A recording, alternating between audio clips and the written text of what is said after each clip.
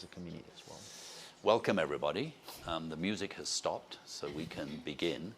My name is Andrew Steer. I'm the president and CEO of the Bezos Earth Fund.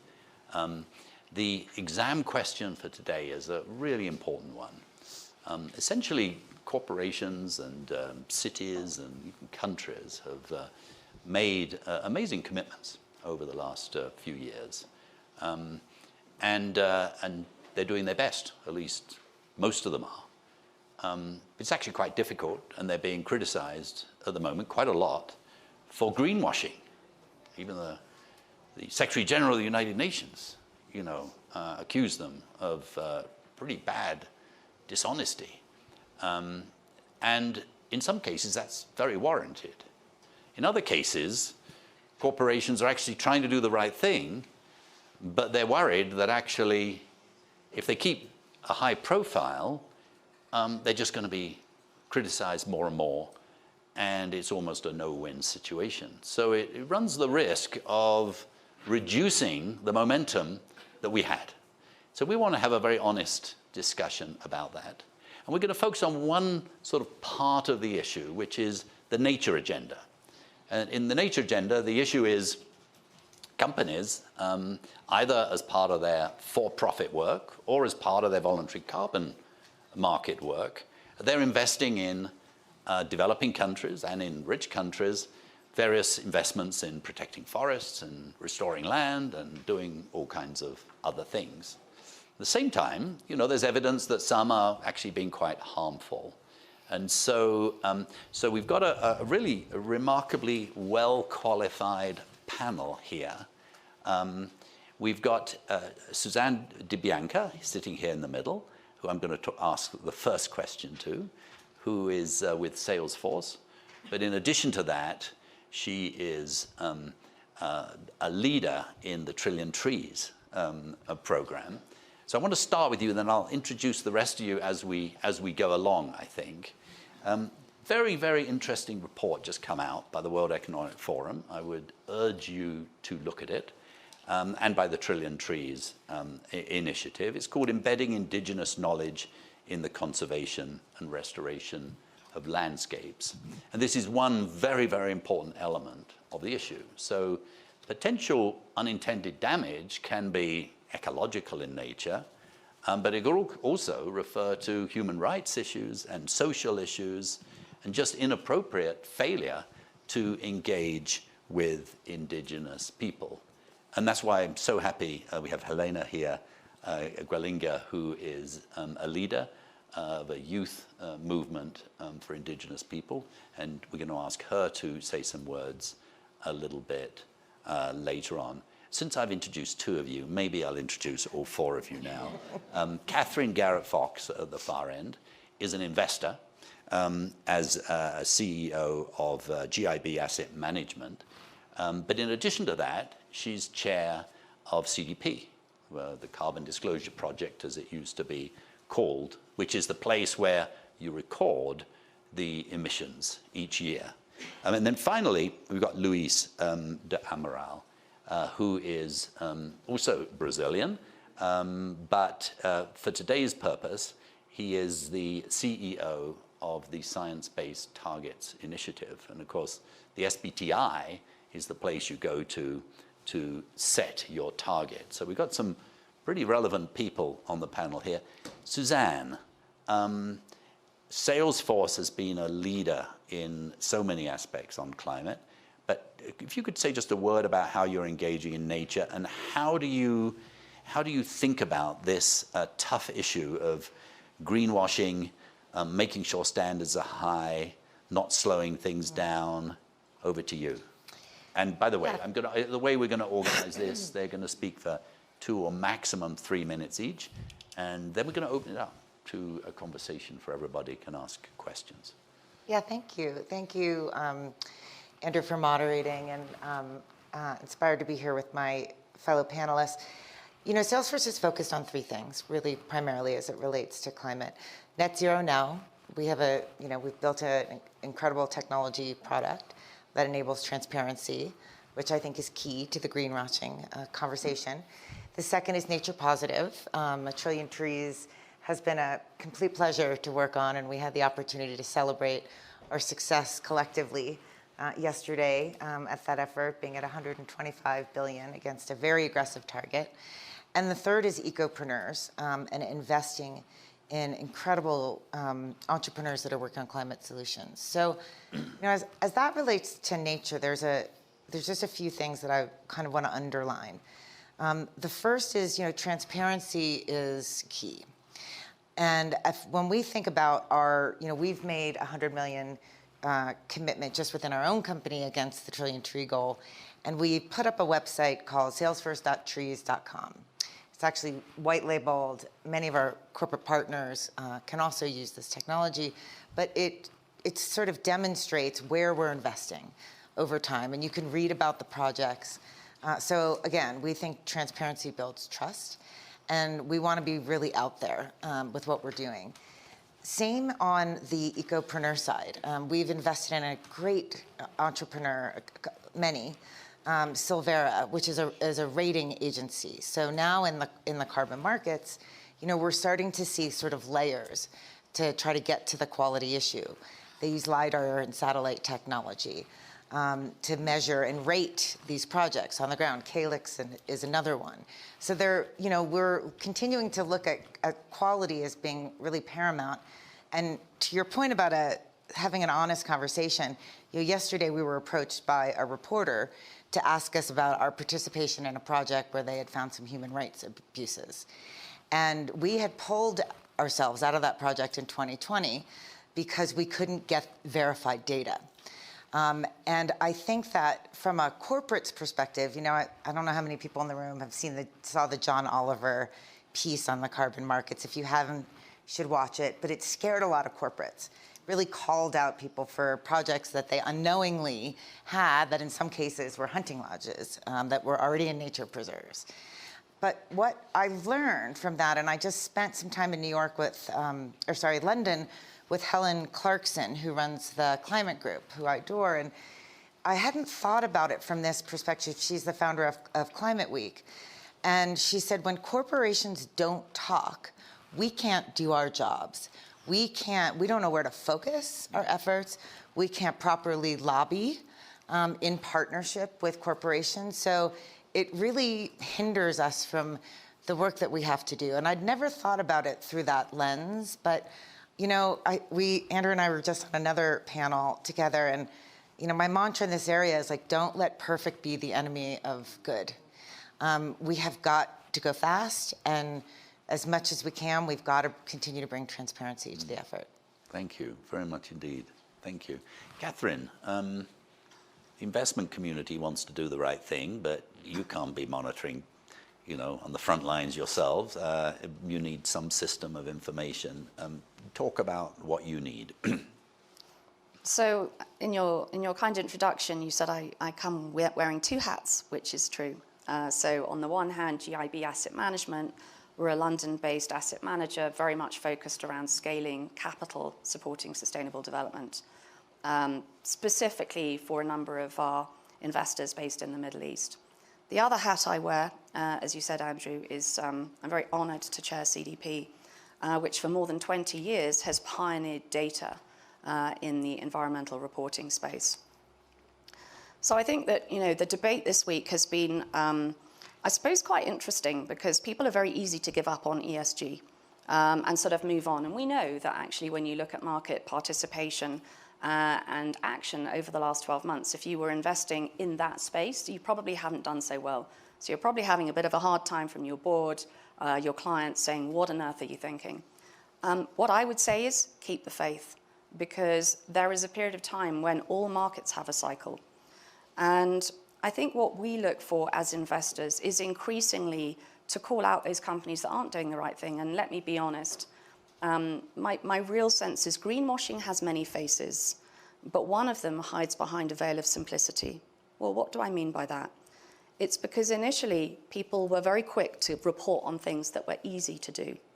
But as an investment company, when you then go and scratch below the surface, you then found that quite a lot of what they're doing just wasn't substantiated. And hence why, as you indicated, Andrew, Certain corporates are stepping back. They're sort of going back under the radar with this green hushing idea, which actually, isn't the answer at all. Equally, there's been a real phenomenon across Europe where investment strategies, investment funds that were set up to help investors participate in things like nature-based solutions and the whole move towards supporting companies addressing climate change, a number of them weren't doing what they said they were doing on the tin.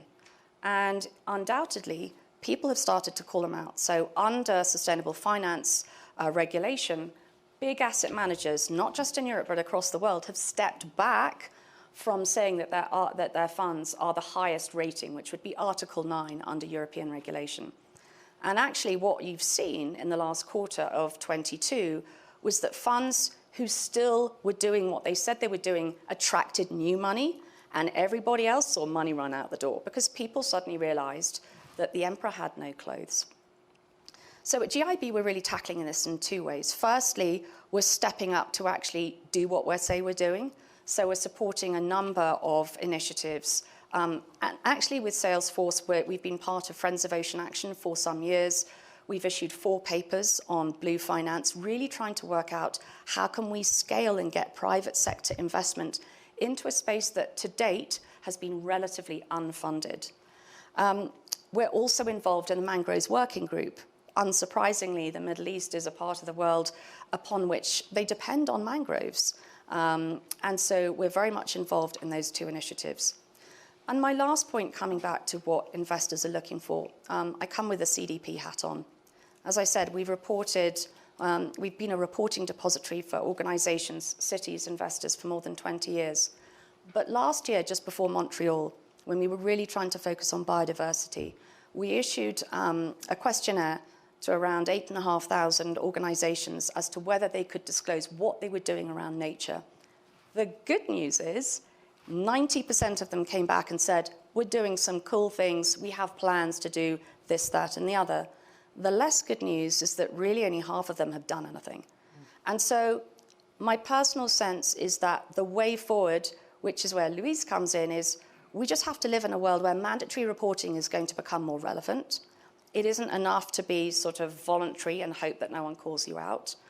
And investors will look to the data because the theory of change that CDP believes in is disclosure drives insight and insight drives action. And action is what investors want to see on the ground. Well said. Thank you very much, Catherine. It's great to have Elena Guelinga here. She is the co-founder of the Indigenous Youth Collective for the Amazon, and you're based in Ecuador, I believe. Tell us just a little bit about your organization, but then what your concern is and how you see this issue. Yeah, well, I come from an indigenous community called Sarayaku in the Ecuadorian Amazon. We have a very long history of fighting big oil. 10 years ago now, we were able to also kick out big oil from our community, so we do have no oil exploration in our territories. Despite that, despite really important regulation being happening in Ecuador when it comes to indigenous people's rights after that, we still have threats to our territories. And we still have threats to our territories because we have neighbors that have threats to our to their territories. So what the youth collective focuses on, it's a group of young people. We all come from different nations and different communities across the Ecuadorian Amazon. We all face different types of threats. Amongst them are deforestation, mining, oil, and hydroelectric power stations, actually. One of my best friends, him and his community, the young people, were able to actually kick out an entire company on their own just like 4 or 5 years ago now. So it's really young people coming together and saying, okay, we're going to follow in the footsteps of the leaders and the people that have been leading this fight for decades, and we're all standing on the shoulders of the leaders that have come before us. But really a young new generation that is kind of confronting the threats that we're facing. I think something that now that I listened to your discussion, and I've thought about this before, and I wasn't planning on talking about this, but you were talking a lot about how you can track, if there are any human rights violations, if people are actually walking the talk on the ground and your partners, etc. I mean, there has been, in the context of the Amazon and indigenous people's rights, many times we do see human rights violations. I recently had a dear friend to mine was threatened by a quite, very high executive in a mining company face to face, and it was quite brutal words that were used. And when we took this to the company, they said, "Oh, there's some link on the website, and you can report that, and then we'll look at that." And we don't, in the communities, we don't know what links we should use when we should report these kind of atrocities.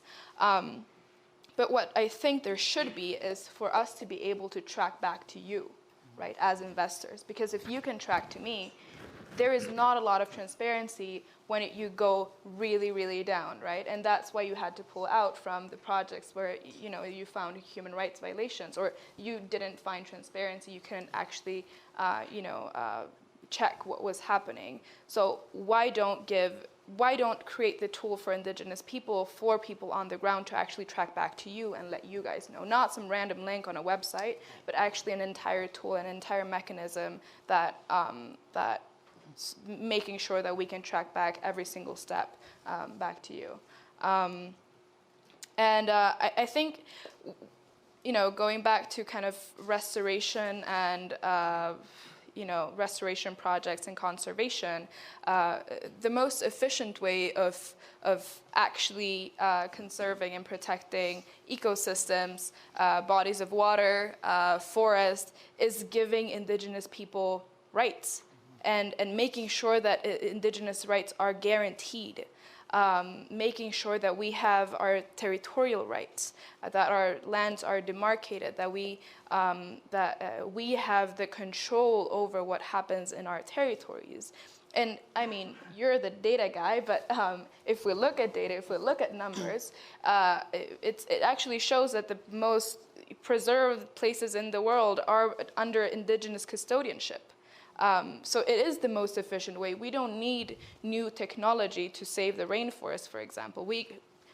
It's there, and I always say this: it's the only thing that we want in my community, at least, is that no one comes there and cuts down the tree, and that's the most simple solution. Of course, we need support to implement other projects when it comes to healthcare, education, etc. But it's quite simple when it comes to conservation, and we just need people to let the rainforest, let the forest stay without touching them. And when it comes to restoration, we talk about indigenous inclusion and indigenous people being consultated.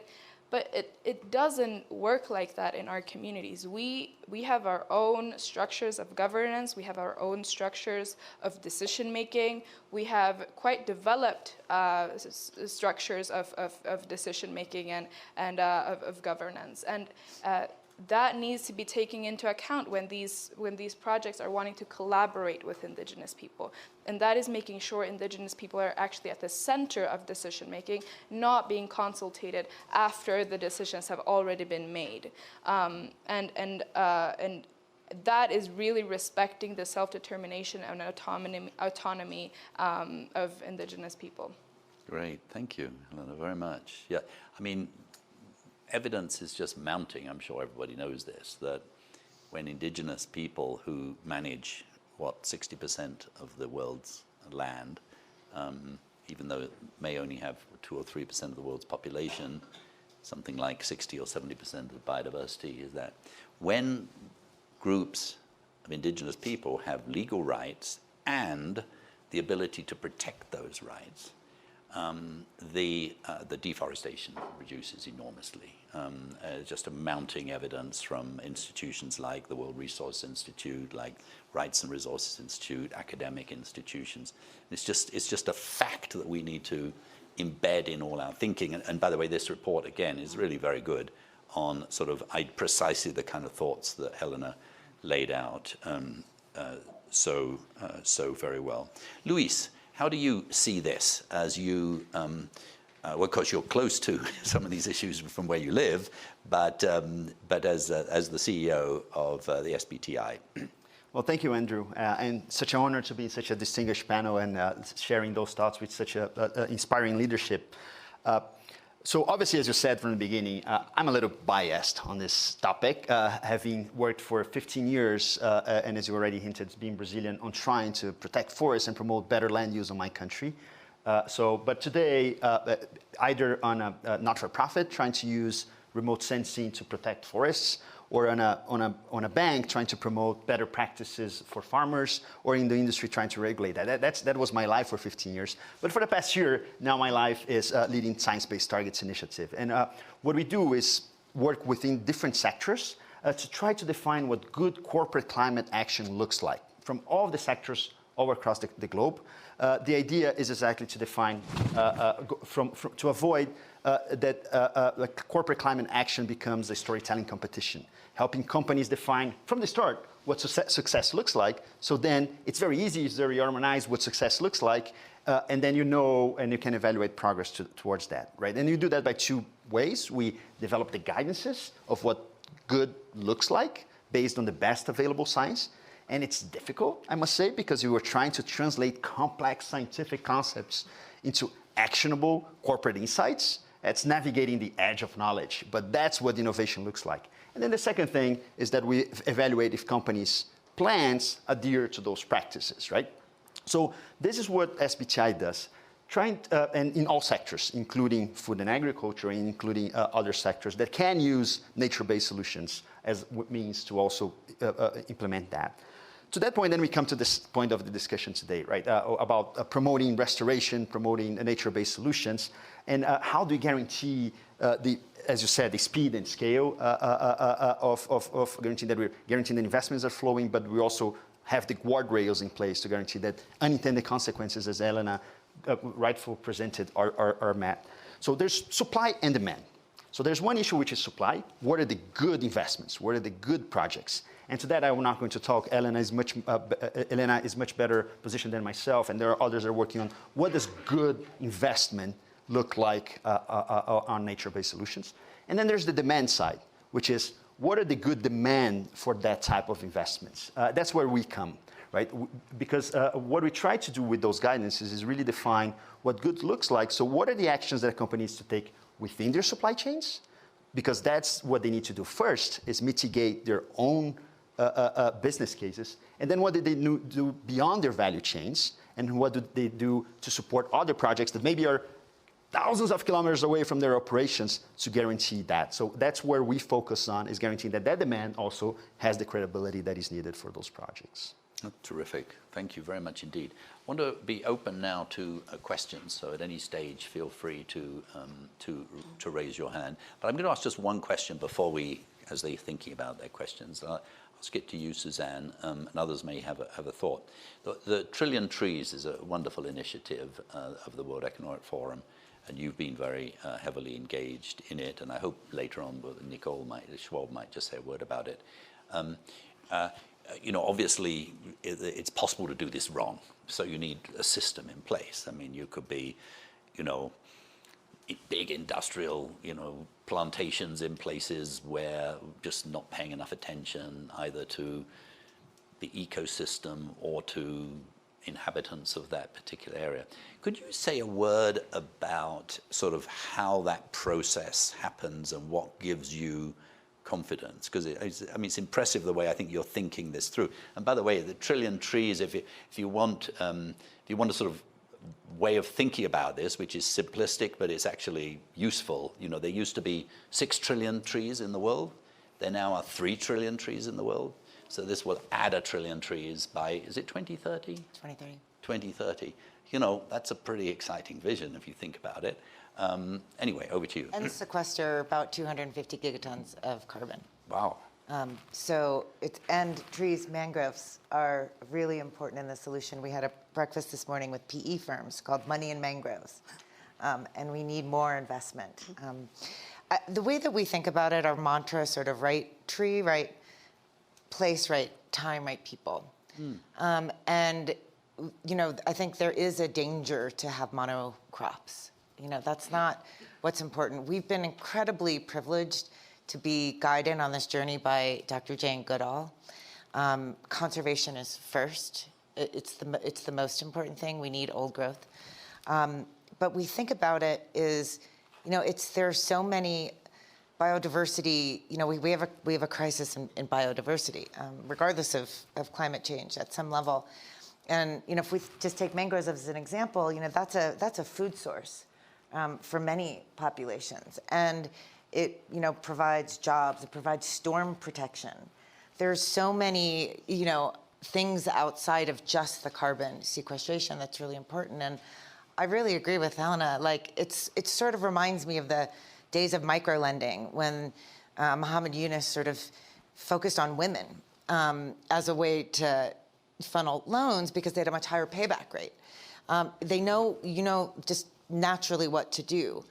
Indigenous people know exactly what to do. They have the right tools, already have had for hundreds of years. And so just empowering local people to make this effort theirs is just such an important part of the criteria. So when we assess these projects, we look at all of those things. We look at biodiversity, we look at jobs, we look at food, we look at, is this a project that's being driven by the local community and not an agricultural company, as an example. Yeah.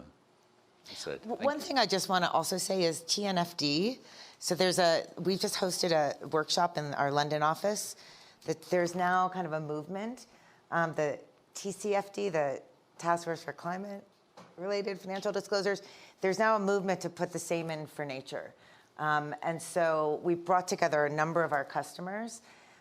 We're a software company. We don't have a huge impact on nature. We have some things with water in our data centers, but we also don't own most, our data centers. So, we did our own sort of assessment, but we're thinking about it more on behalf of our customers. And this product that I mentioned, how do we put in the standards for nature that we need to really be able to track them over time? So I just wanted to, he was supposed to be also on this panel, but I'm very impressed with the work that they're doing in that area.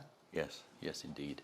And 5 years from now, we need the same disclosure on nature as we now require for carbon, and as some decades ago we required for financial issues. The floor's open. Who'd like to ask a question? Yes, and just say who you are. Yes, can you hear me? Oh, okay. Can you hear me? So I'm Jen Jenkins. I'm with Rubicon Carbon. We're a company that has just launched recently, actually, with a goal to scale the carbon market for just this kind of investment. I'm really interested in this conversation about greenwashing for two reasons, right? I think I see two main barriers, things that we hear from our customers and our potential customers as we're talking to them about the solutions that we offer. The first one is they're incredibly afraid, right? And they are afraid because in many cases, right? So some of the projects that we own and participate in are RED Plus projects, right? These are 30-year projects. Mm-hmm. So they might be 10 years in, and you don't know. There's a journalist sort of lurking in the corner who's ready to pull out a negative report, on the basis of maybe interviewing one or two folks from the community, or somebody who is disgruntled for some other reason might sort of, and then that journalist will prepare a negative report and completely blindside everyone involved, and make the companies that invested in that project look bad. They've been, with the best of intentions, in investing in what they believe is, and what the certifying organizations and the registries have endorsed as a legitimate project.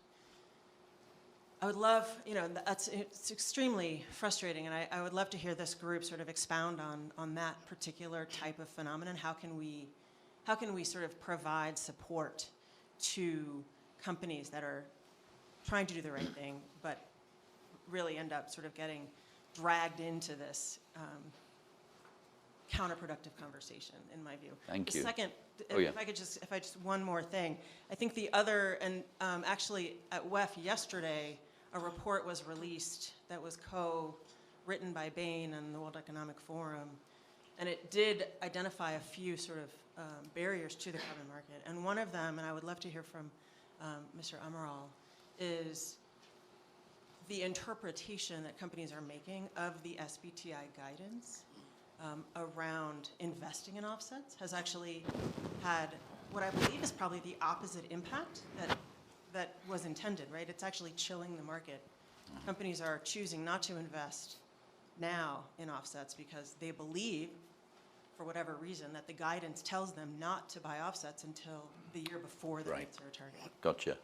So who'd like to take the first question, essentially, which is, you know, good journalism should expose bad things, but sometimes journalists, you know, seize onto a story that might be very micro level and it's sort of generalized. I mean, presumably, that's why we need data that is verified, that we can actually know the truth. Is that right, Catherine? I was actually going to make that very point, that I think it really comes down to the integrity and authenticity of the data.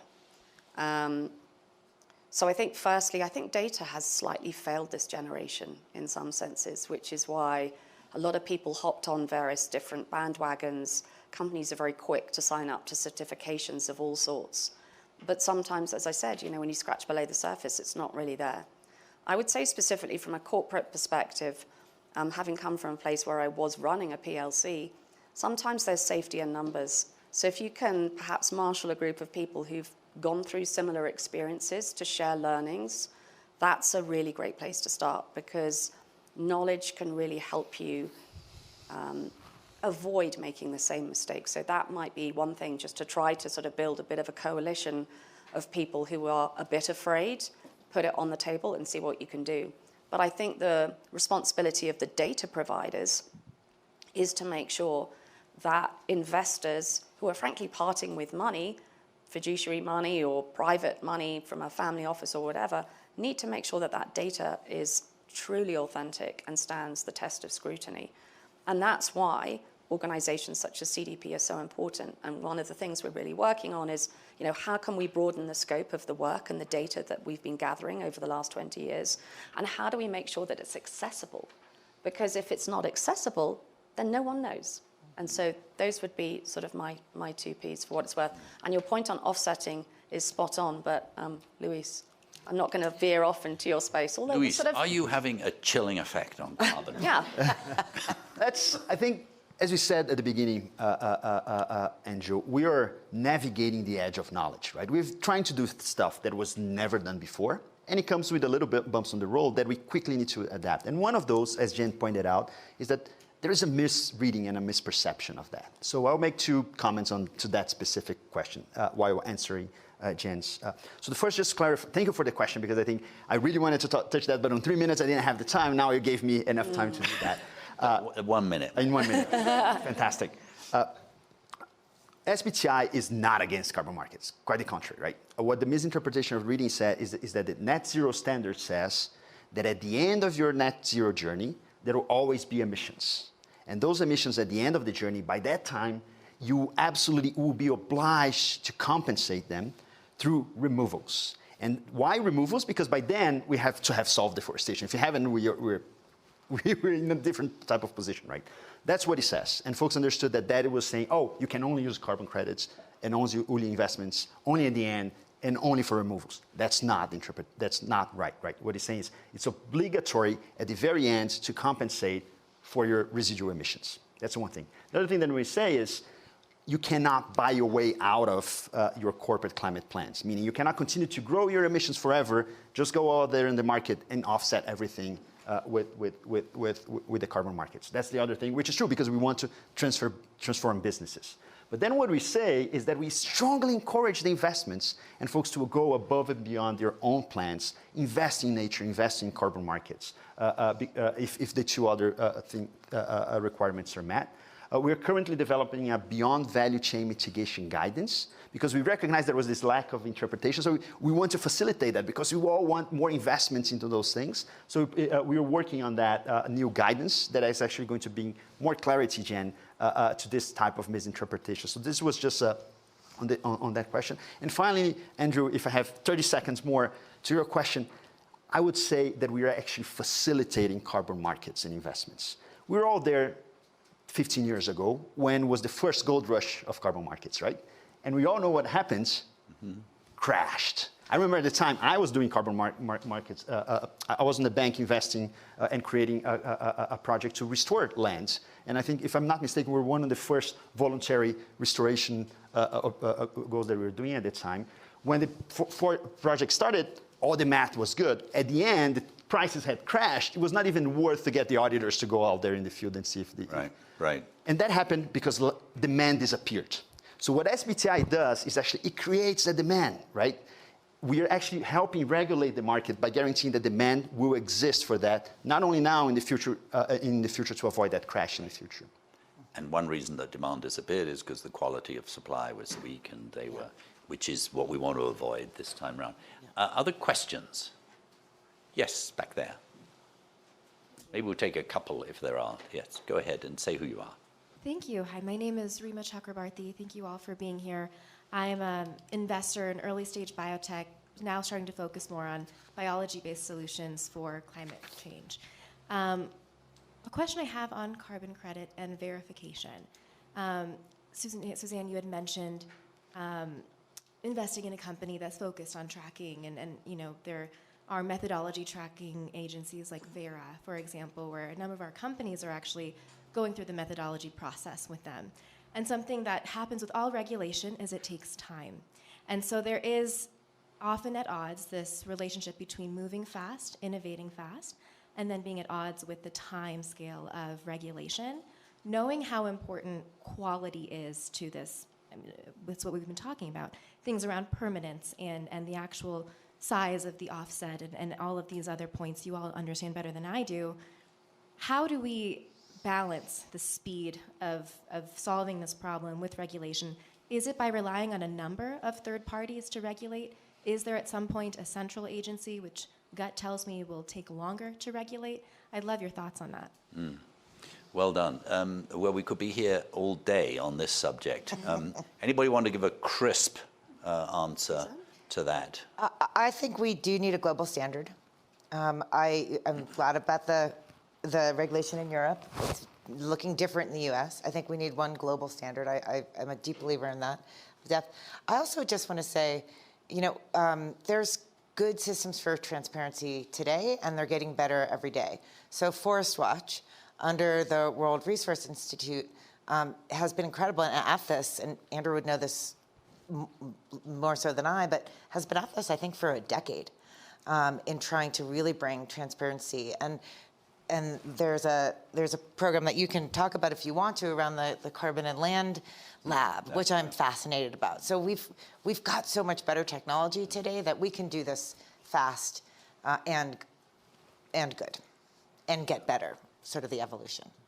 Yeah, I mean, these are early days, and your point is absolutely right. You know, there is a need to go fast, but it takes too long, and some of the investments will require a bit of time. But once you get them in place, then you'll be able to do lots of them quickly. So, for example, on nature-based solutions, you really want a jurisdictional approach. Yeah. Project by project might be quicker, but the quality won't be so good. Once you've got a jurisdictional approach, you've got the governments with plans that you can monitor. And as Suzanne says, we now have, for example, the Land and Carbon Lab, which Bezos Earth Fund supports, and WRI and various other organizations run it. I mean, we will be able to know 3 years from today, not only every tree that's falling in the world, basically, 10 meters by 10 meters everywhere on the Earth's planet every month or so. We'll also know trees that are growing. We'll be able to capture that. We'll be able to see crops that are changing, land use that's changing, and we'll be able to see the carbon embedded in all of those transitions. So for the first time ever, we'll be able to get the so-called carbon flux at the hectare by hectare level. Well, you think about what that will enable us to do. It won't be perfect to start with, but over the years, because of the way that you have sort of continuous learning algorithms and ground truthing that helps get the better algorithms through drones and so on, we'll get really quite good.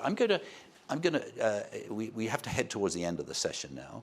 I'm going to ask each of you to say one thing that you plan to do in the coming year that you think would help us get more clarity on this issue that we've been discussing today. Should we start at the far end, Catherine? Thanks, Andrew. Then that's right, because whoever goes first is hardest, isn't it? So since you put me on the spot, I'm going to go through two things I'm going to do with my two different hats on, which I think is only fair. So with my CDP hat on, we are going to relentlessly pursue better reporting around biodiversity.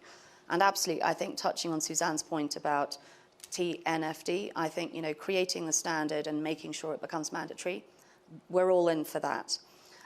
In terms of my GIB asset management hat on, we are absolutely committed to continuing to support the Mangroves Working Group, the Blue Ocean Agenda, and trying to crowd in more private sector financing, because it's not one person that can tackle all of this. So bring authenticity, bring money to bear on the scale of the problem. That's what we'll do. Well said. Thank you. Luis. I think we were going to do two things, Andrew. One is guarantee that growth on SBTI, which is growth of demand for this type of investments, right? So companies that get targets instead to say, here's what I want to achieve, those are the ones that are actually going to be triggered to be investing into those solutions. We had, last year when I was here at WEF, we had 2,000 companies committed. Now we have 4,000 companies committed, 2,000 companies out of which have already validated. So it doubled the size. That exponential growth needs to continue to guarantee that this wave of additional investments on nature exists, including companies that will do that outside their supply chains, such as yourselves, but also the food and agricultural companies that need to do that inside their supply chains. This is one. And then the second thing, we're working, as I mentioned, on this new guidance, which we call very jargony, we need better names, but beyond value chain mitigation. Is exactly to Jane's point, to try to clarify more and more to the marketplace, what are the incentives of these incentive structures, what are the guidance and standards on how to do best the investments when they're not within your operations and then they're far away. Thank you very much. And I'll just do one thing with both hats, which is really be guided by youth, in particular, in Indigenous communities, as decision-making bodies. One, we were talking earlier about Earth Uprising, which is a group I'm very involved in. And the founder of that was inspired to set it up as a result of forest fires and asthma. And I'm just incredibly humbled. I'm impressed deeply by the work of young people, and I think they deserve a seat at the table. I'm appreciative to give panels and all of the things to get voice and out there, but I actually want to take a different approach next year, and I think Nicole and I are on the same page as it relates to the 1T effort, but for Salesforce, I'm going to give a youth council my business plan and say what's missing, what makes sense, and I really want more youth voices in like the decision-making context. Wow. That's wonderful. Well, that's a very natural segue. Helena, over to you. Yeah, I agree, and I think young people and Indigenous people need to be at the tables where decisions are being made. Otherwise, I mean, we have seen a lot of failure before. We need to change strategy. We need to make sure that we have new people on these tables making decisions. I think. You know, Andrew, I think my commitment can be to hold all of you accountable. Yeah. Good. Yeah. Good, great. A short sentence, but with real content to it. That's brilliant. Look, we have to bring this to an end now. I'm struck by the sort of genuineness of this conversation, and it's one thing. I mean, I'd commend you, Nicole, and the WEF team for this, we're really having very genuine conversations. I mean, yesterday we had a brilliant session bringing renewable energy investors together with the miners that find those precious minerals that are required in order to build a windmill, together with the nature community. And on the issue essentially of permitting, and everything, it's the point about things going slow. It's a brilliant, sort of transparent, honest confrontation. It's exactly where we ought to be right now. And it seems to me that coming out of this session, some things should be absolutely non-negotiable. So engaging in the right way with Indigenous people, as is sort of suggested here, that should be non-negotiable. No trade-offs there. And we need to, I mean, the overwhelming message is data and verifiable data. I was struck by your question about, a journalist does a story and how do you defend against it? Well, imagine an equivalent. Suppose the journalist does a story on your finances. Salesforce is a great big hole in its finance. What would you do? You wouldn't try and defend it. You'd go and talk to the auditors who audited the accounts, and you'd talk to the accountants, and you'd say, where is it true? And you'd be able to see it either is true or isn't true. And if it is true, you fire the auditors. If it isn't true, then the journalist has no story. We're baby steps at the moment. Fair enough, we've only been in this business for 10 years, but we need, over the next decade, to get to that situation where we could have that degree of transparency and verifiability. So thank you. Nicole, why don't you end us? Thank you very much, Andrew. I want to thank our the panelists, and thank you for this parallel as well with the financial sector. So we're very much committed at the World Economic Forum to everything that's been said here, to accountability, to transparency, to trust, but also to this transition towards a nature positive net zero economy. And with OneT.org, we've also just released the first set of 30 implementation reports from the 80 pledges that we have today. The first 30 have released a kind of a tracking of where their implementation is at in partnership with the IUCN Restoration Barometer. So we now have a mechanism for the private sector to track their pledges. And I think this and everything you've heard here are all examples of efforts that can help us bring more transparency in the system and thereby encourage more companies to join, because they know that what will be highlighted are the good efforts and kind of this recognition for the positive efforts. And moving us away from the greenwashing. And scrutiny is a good thing. So we actually welcome this additional scrutiny so that we can recognize what good looks like. So we want to invite all of you to join this movement and to join OneT.org and our other initiatives at the forum. And if you have any questions, of course, please reach out to us. We are here to support this transition. Thank you all. Wonderful. Yeah. Thank you Thanks. so much. And thank you, Catherine, Louise, Suzanne, Helena. Well done. Thank you. Great. Thanks.